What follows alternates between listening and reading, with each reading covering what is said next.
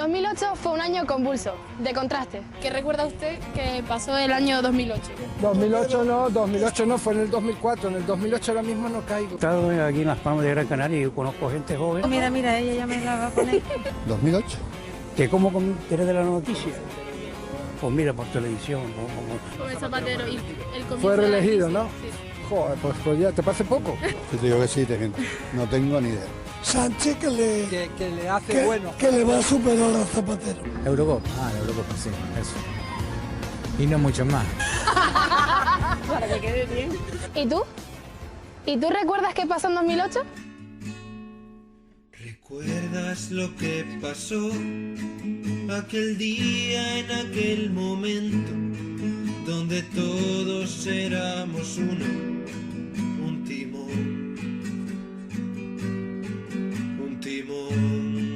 que giraba, no tenía mar ni dueño, solo un objetivo claro, que era tener este recuerdo? Lo recuerdas tú, lo recuerdas tú.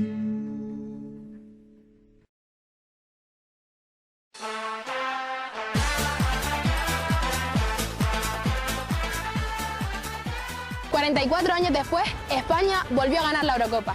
Y fue en esta misma plaza donde aficionados y ciudadanos se reunieron para celebrar el triunfo.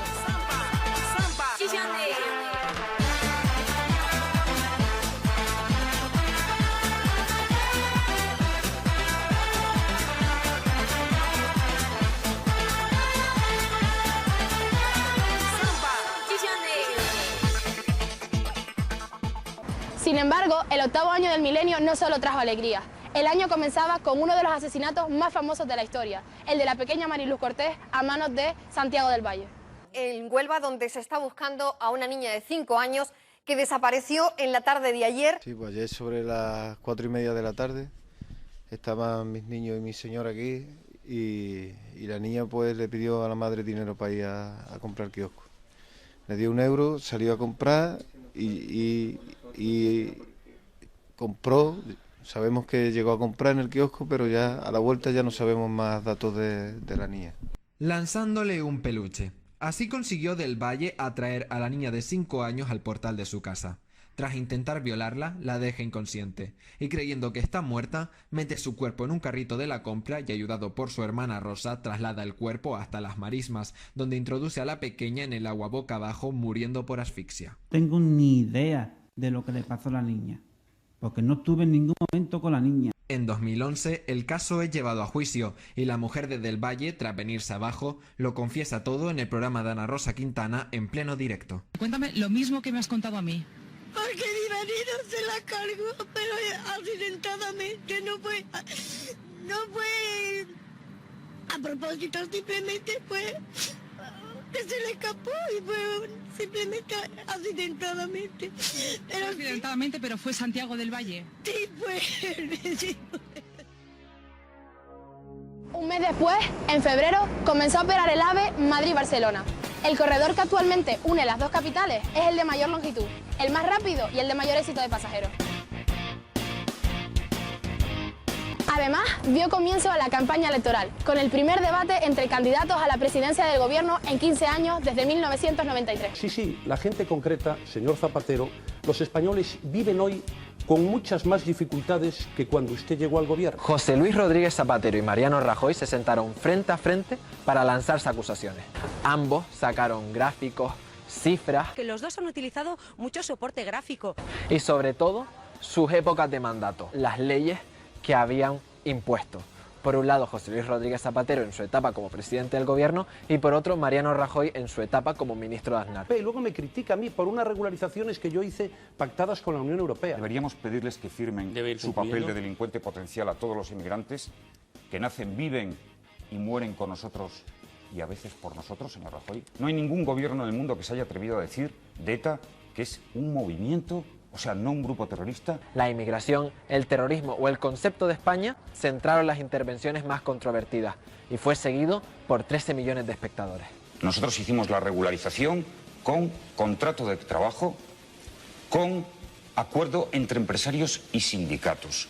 Y ustedes hicieron las regularizaciones con un bonobús que valía un bonobús siendo usted ministro del Interior. Sí. Usted, aparte de estar en la legislatura del 2008, anteriormente también estuvo en la primera legislatura de Zapatero, siendo ministro de Justicia, y entre sus logros estuvo el matrimonio igualitario, los juzgados de la violencia de género, la ley orgánica contra la violencia de género. ¿Usted cree que estos fueron logros para la sociedad española y en ese caso cree que estos logros influyeron en que el PSOE volviera a ganar nuevamente las elecciones en el 2008? A la primera pregunta sí, inequívocamente. Todo el mundo recuerda que la legislatura en la que fui ministro de Justicia, la primera legislatura de José Luis Rodríguez Zapatero, fue una legislatura de avances sociales que están ahí para quedarse. Y sin duda ninguna, esto dejó en la sociedad española un buen sabor de boca, porque no solamente revalidamos la mayoría, sino que la ampliamos en la segunda legislatura.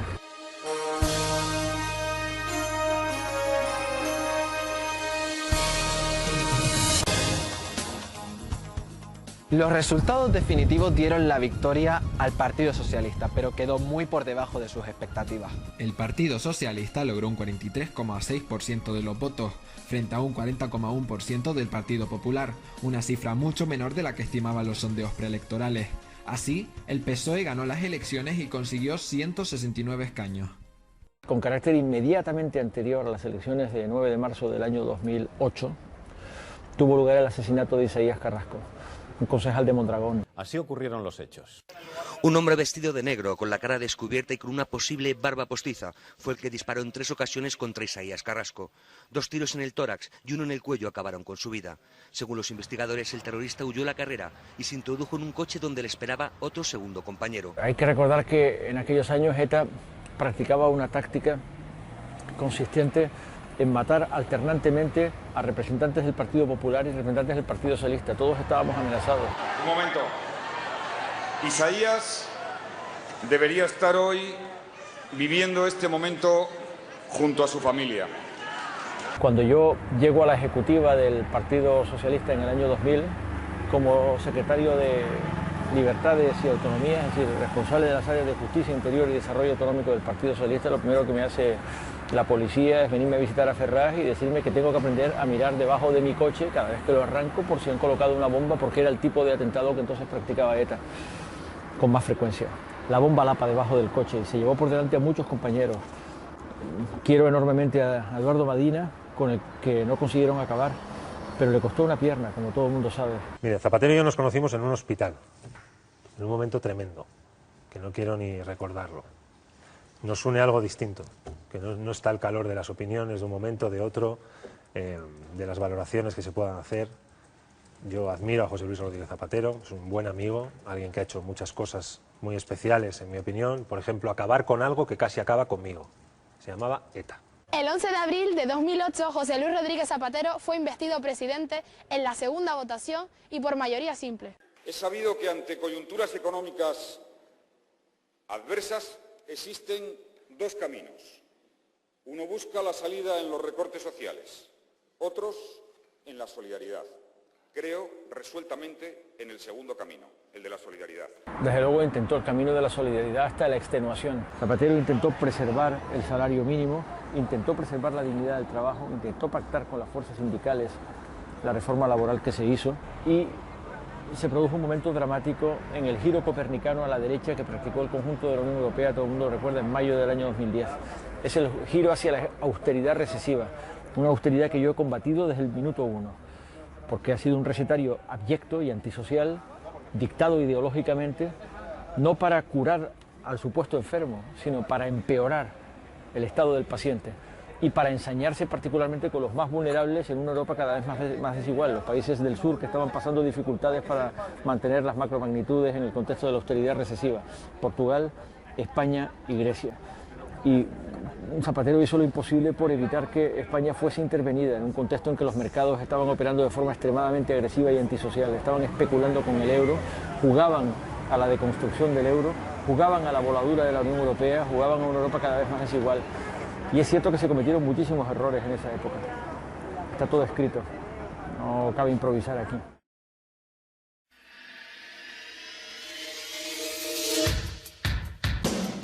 lo que estamos viendo aquí en el parqué madrileño, porque todo lo que huele prácticamente a ladrillos se está derrumbando. Estamos viendo caídas fortísimas.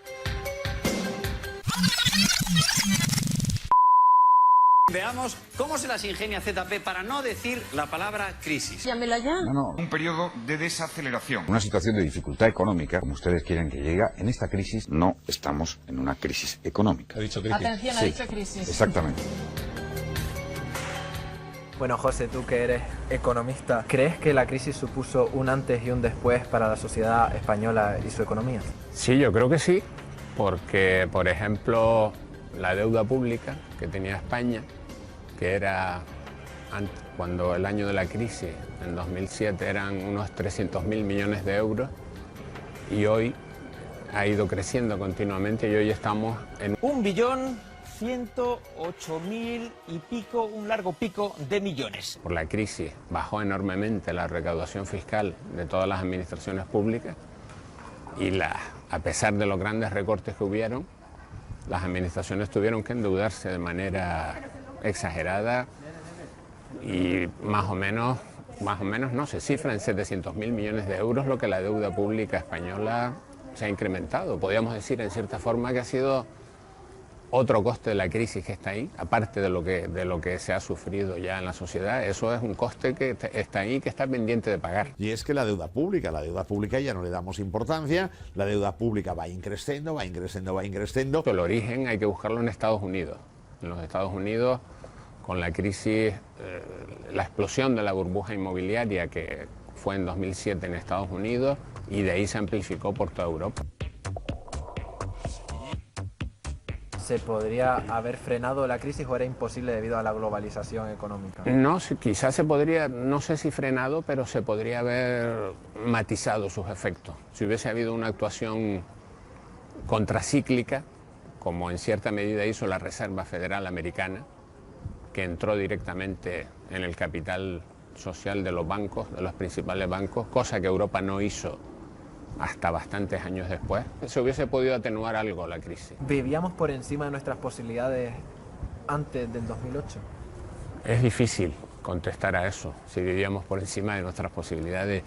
Sin duda vivíamos muy endeudados y fue un poco el origen de la crisis, uno de los orígenes. También es cierto que las entidades financieras daban crédito a mansalva y a manos llenas para mantener su negocio. El negocio de las entidades financieras es dar crédito. Estaban absolutamente libres y con pocos controles que han aparecido después. Y bueno, en cierta medida podría decirse que sí, que vivíamos por encima de nuestras posibilidades a grandes rasgos.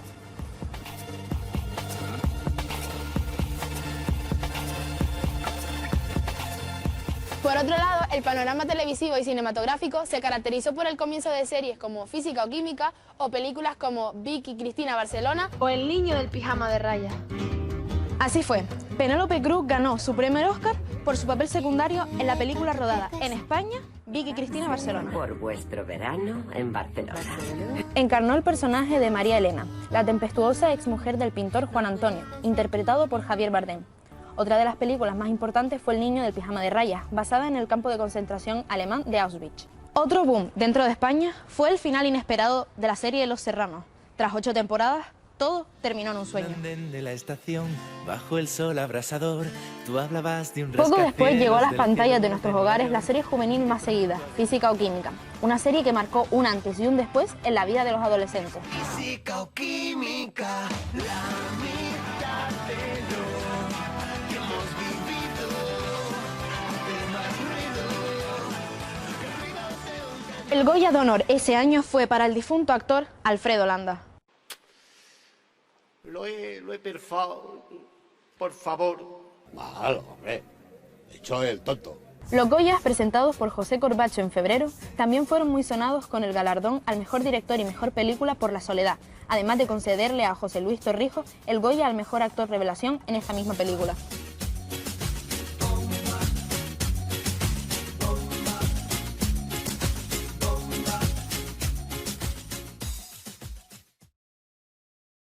El 20 de agosto tenía lugar la tragedia aérea en Barajas. El avión de la compañía Spanair, que salía de Madrid con destino a Gran Canaria, sufrió un accidente nada más despegar.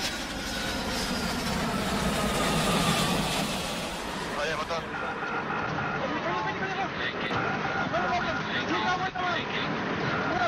Son capaces de acceder, ¿no? Que no es posible. Que está accediendo bomberos que ha cortado la reja. 5 ambulancias para La Paz. Con un quemado segundo grado con el 70% de superficie igual. Espera un segundito, por favor. Oye, Blanca, ¿qué? Que ha habido un accidente en la cabecera de la 33 izquierda. Que hemos visto el fuego y el humo, no hemos podido ver más. Es la conversación de la torre de control y el centro de operaciones de Barajas relatando lo que acababa de ocurrir el 20 de agosto de 2008. Una inmensa bola de fuego se veía junto al aeropuerto. Era el vuelo JK 5022 de Spanair, con 172 personas a bordo. El avión tenía prevista su salida a la 1:20, pero la retrasó porque el piloto detectó que no funcionaba la sonda que medía la temperatura. A la 1:42 abandonó la pista para revisar la avería. Mira, como la 5022 se nos ha dado la vuelta, ahora vamos a cambiar la matrícula y le vamos a poner saliendo como Terzo Sierra. Un técnico de Spanair con el visto bueno de su jefe intentó solucionar el problema extrayendo un fusible para desactivar la sonda de temperatura. A las 2:25 el avión despegó, pero solo se elevó 60 metros, porque los pilotos no pudieron desplegar los flaps de las alas y no sonó la alarma que tenía que advertirles. Fue el segundo peor accidente aéreo de la historia de España. Murieron 154 personas, hubo 18 supervivientes, muchos con graves secuelas. La crónica de la actualidad madrileña tiene hoy nombre propio, el de Beatriz Reyes, es una de las 18 supervivientes del accidente de Barajas. Es la primera vez que escuchamos el testimonio de quien ha conseguido sobrevivir a la tragedia.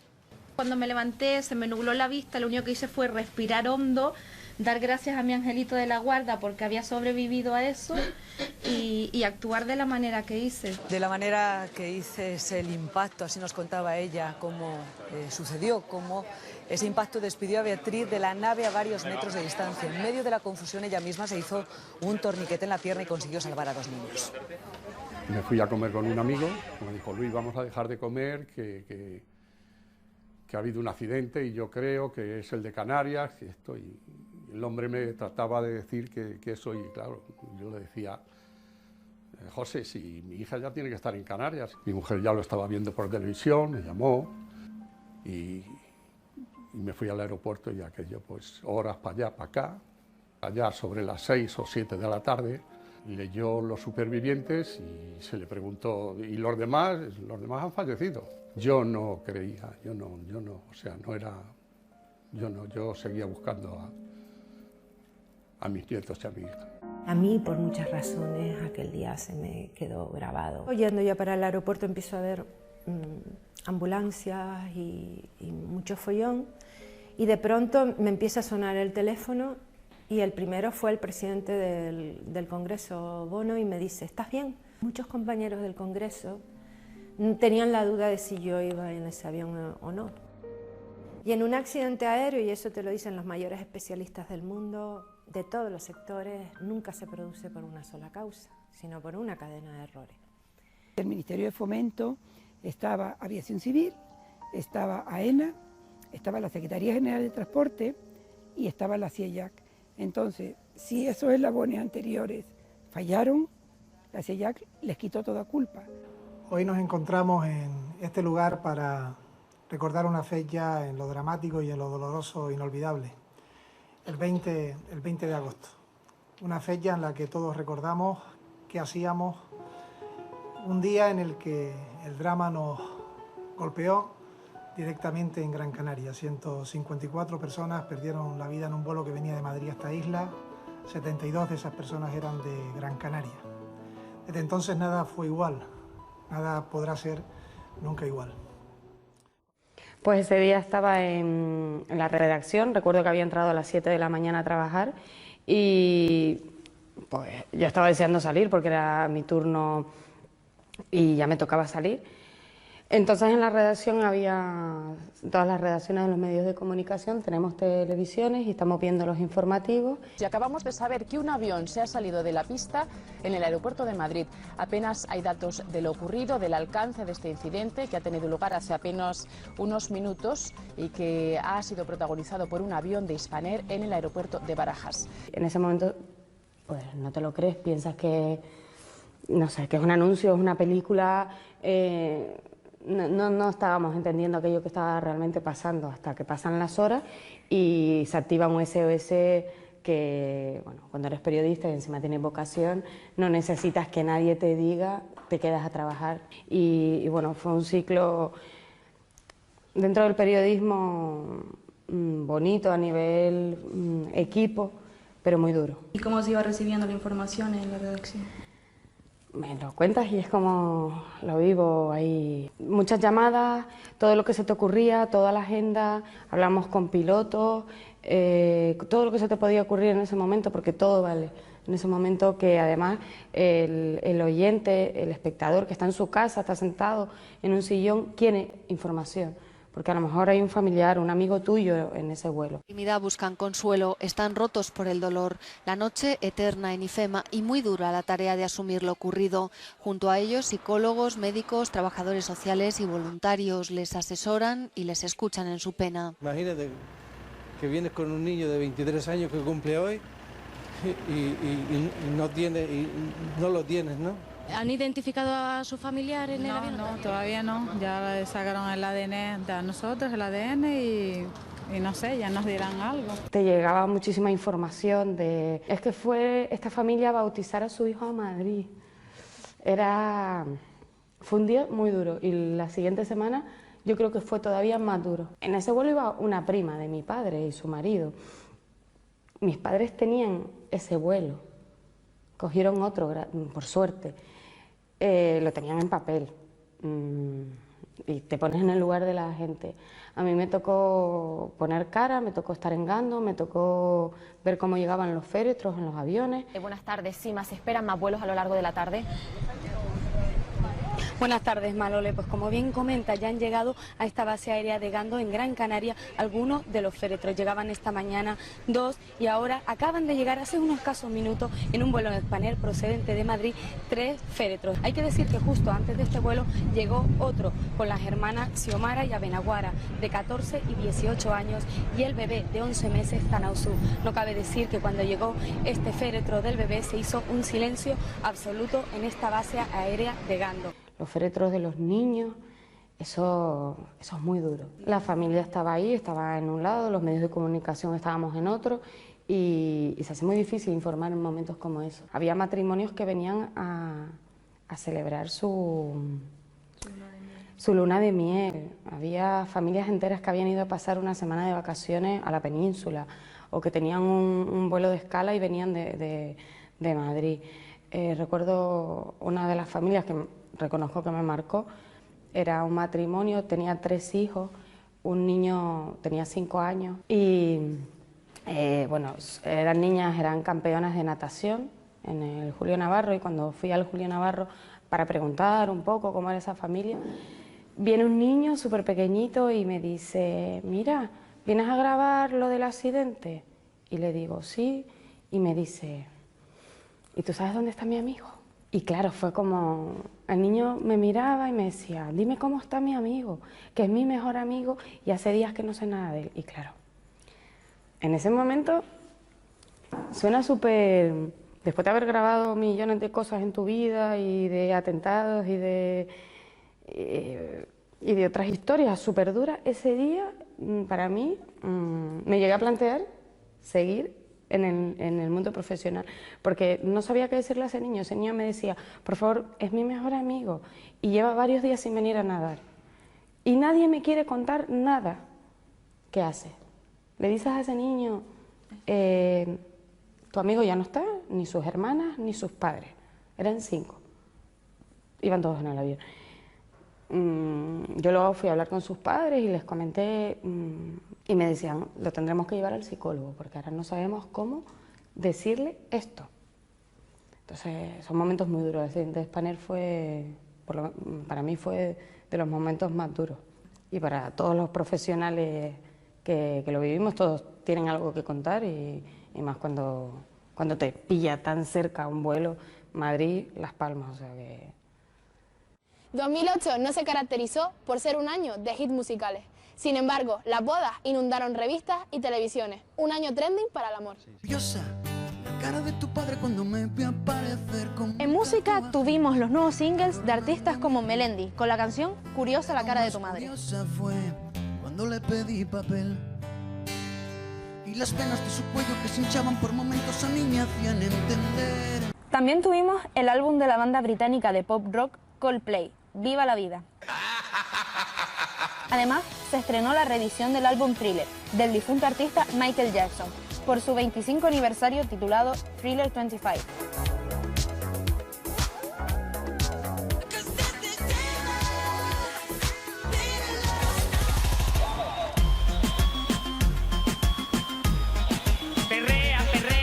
Tuvimos la gran aparición del Chiquilicuatre en la celebración de Eurovisión, en Belgrado, Serbia, donde quedó con 55 puntos en el puesto 16.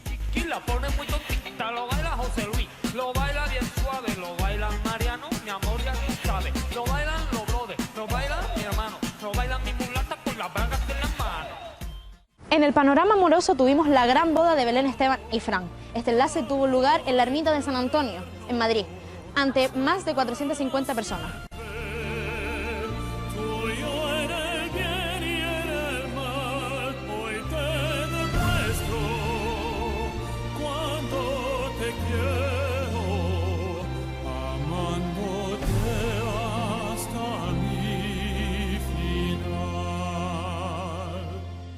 Y como se puede ver, es un año que no deja indiferente a nadie. Un año importante para nuestra historia. ¿Y tú?